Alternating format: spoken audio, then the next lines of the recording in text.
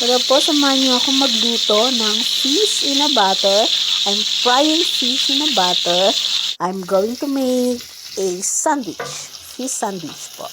So, easy lang po yan. Lagyan niyo lang po ng harina, kaunting paminta, salt, and seasoning. Then, i-fry niyo lang po yan sa margarine or butter. Margarine po, mas mura, but almost the same taste lang din po yan. So, easy. And then, pag naluto na po yan, pag na-fry na po yan, maghihwa lang po tayo ng kamatis. Ang napakasarap ng kamatis at napakamahal sa ibang bansa ng kamatis. Gintong-ginto. So, ayan po, na gano'n lang ko ng sliced bread. Nilagyan ko lang po yan ng margarine.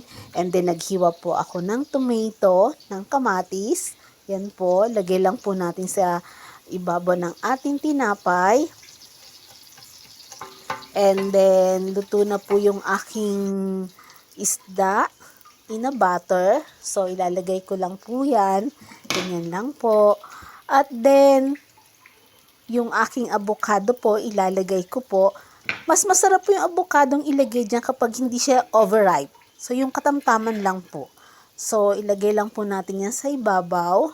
Yan. Iwain lang po natin ng manipis. Ganun lang din po kasimple at napakasarap.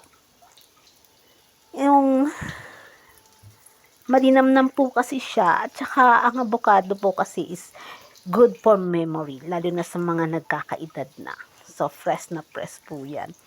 And then, yan po, lalagay na po natin. Ganun lang po yung kadali. Tapos, yung minsan, pwede po natin lagyan ng fried egg, sunny side egg, yung ibabaw ng sandwich, yun po. Pero ako po kasi, medyo gusto ko ng simple lang. Pero yung isang sandwich ko po, lalagyan ko po ng egg yan. Ganyan lang po yung aking sunny side up egg. And then, ready to eat na po yan. Yan. Sobrang yummy. So, another easy sandwich po again. So, yan po, pagsawa na po kayo sa ibang